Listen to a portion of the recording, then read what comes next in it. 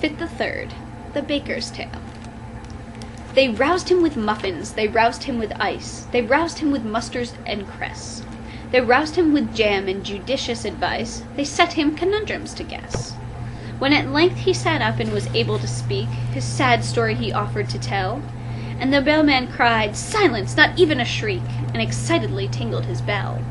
There was silence supreme, not a shriek, not a scream, not scarcely even a howl or a groan, as the man they called Ho told his story of woe in an antediluvian tone. My mother and father were honest, though poor. Skip all that, cried the bellman in haste. If it once becomes dark, there's no chance of a Snark. We have hardly a minute to waste. I skip 40 years, said the baker in tears, and proceed without further remark, to the day when you took me aboard of your ship to help you in hunting the Snark. A dear uncle of mine, after whom I was named, remarked when I bade him farewell, "Oh, skip your dear uncle," the bellman exclaimed as he angrily tingled his bell. He remarked to me then, said that mildest of men, "If your Snark be a Snark, that is right. Fetch it home by all means, you may serve it with greens, and it's handy for striking a light. You may seek it with thimbles, and seek it with care, you may hunt it with forks and hope. You may threaten its life with a railway share, you may charm it with smiles and soap." And that's exactly the method, the bellman bold, in a hasty parenthesis cried. That's exactly the way I have always been told that the capture of Snark should be tried. But, oh, beamish nephew, beware of the day, if your Snark be a boojum, for then you will softly and suddenly vanish away, and never be met with again. It is this that oppresses my soul, when I think of my uncle's last words. My heart is like nothing so much as a bowl, brimming over with quivering curds. It is this, we have heard that before, the bellman indignantly said. And the baker replied, "Let me say it once more, it is this that I dread. I engage with the Snark every night after dark, in a dreamy, delirious fight.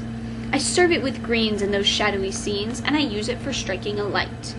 But if ever I meet with a boojum that day, in a moment of this I am sure, I shall softly and suddenly vanish away, and that notion I cannot endure."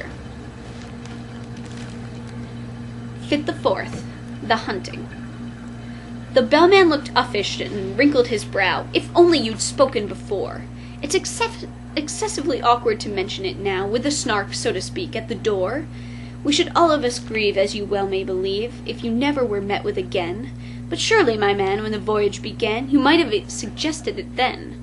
It's excessively awkward to mention it now, as I think I've already remarked. And the man they called Hi replied with a sigh, "I informed you the day we embarked. You may charge me with murder or want of sense, we are all of us weak at times, but the slightest approach to a false pretense was never among my crimes. I said it in Hebrew, I said it in Dutch, I said it in German and Greek, but I wholly forgot, and it vexes me much, that English is what you speak." "'Tis a pitiful tale," said the bellman, whose face had grown longer at every word, "but now that you've stated the whole of your case, more debate would be simply absurd. The rest of my speech," he explained to his men, "you shall hear when I've leisure to speak it.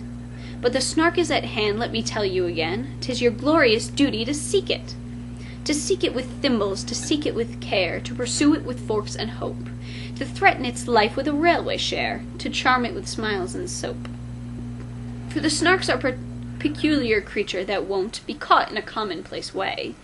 Do all that you know and try all that you don't, not a chance must be wasted today. For England expects," I forbear to proceed, "'tis a maxim tremendous but trite, and you'd best be unpacking the things that you need to rig yourself out for the fight." Then the banker endorsed a blank check, which he crossed, and changed his loose silver for notes. The banker with care combed his whiskers and hair, and shook the dust out of his coats. The boots and the broker were sharpening a spade, each working the grindstone in turn.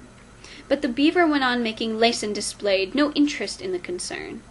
Though the barrister tried to appeal to its pride and vainly proceeded to cite a number of cases in which making laces had been proved an infringement of right, the maker of bonnets ferociously planned a novel arrangement of bows, while the billiard-maker with quivering hand was chalking the tip of his nose.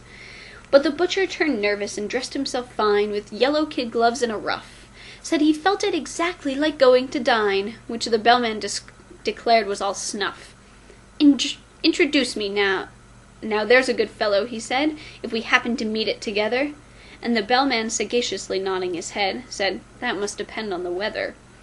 The beaver went simply galumphing about at seeing the butcher so shy, and even the baker, though stupid and stout, made an effort to wink with one eye.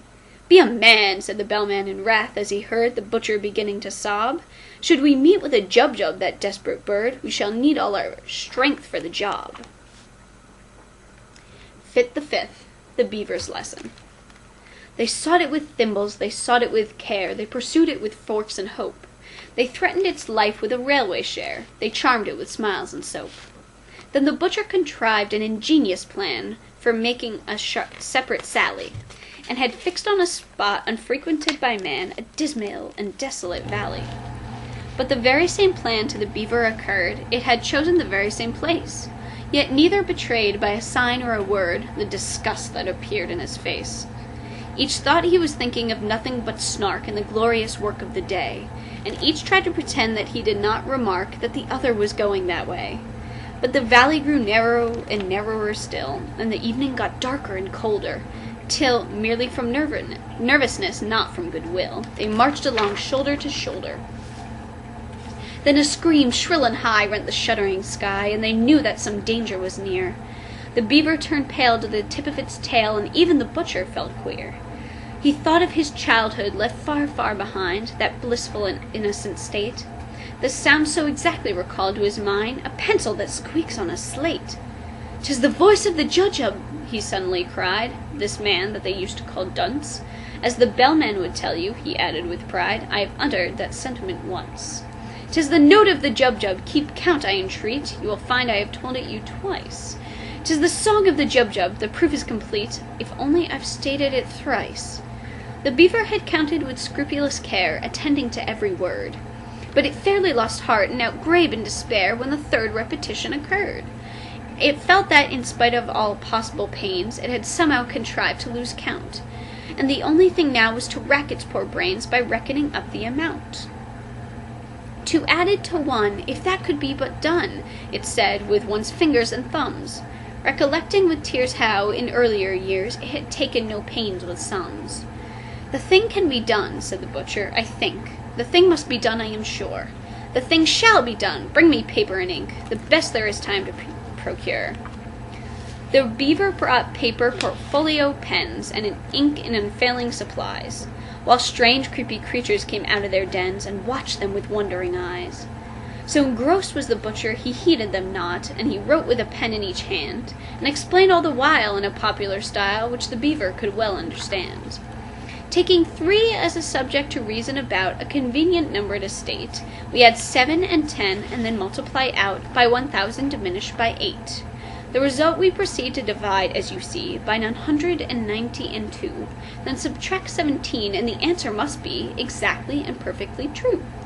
The method employed I would gladly explain, while I have it so clear in my head, if I had but the time and you had but the brain, but much yet remains to be said. In one moment I've seen what has hitherto been enveloped in absolute mystery, and without extra charge I will give you at large a lesson in natural history. In his genial way he proceeded to say, forgetting all laws of propriety, and that giving instruction without introduction would have caused quite a thrill in society. As to temper, the Jubjubs are a desperate bird, since it lives in perpetual passion.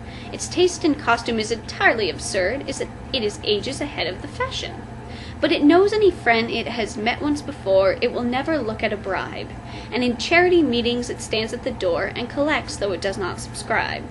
Its flavor when cooked is more exquisite far than mutton or oysters or eggs. Some think it keeps best in an ivory jar, and some in mahogany kegs. You boil it in sawdust, you salt it in glue, you condense it with locusts and tape, still keeping one principal object in view, to preserve its symmetrical shape. The butcher would gladly have talked till next day, but he felt that the lesson must end, and he wept with delight in attempting to say he considered the beaver his friend. While the beaver confessed with affectionate looks, more eloquent even than tears, it had learned in 10 minutes far more than all books would have taught it in 70 years. They returned hand in hand, and the bellman, unmanned for a moment with noble emotion, said, "This amply repays all the wearisome days we have spent on the billowy ocean. Such friends as the beaver and butcher became have seldom if ever been known. In winter or summer 'twas always the same, you could never meet either alone.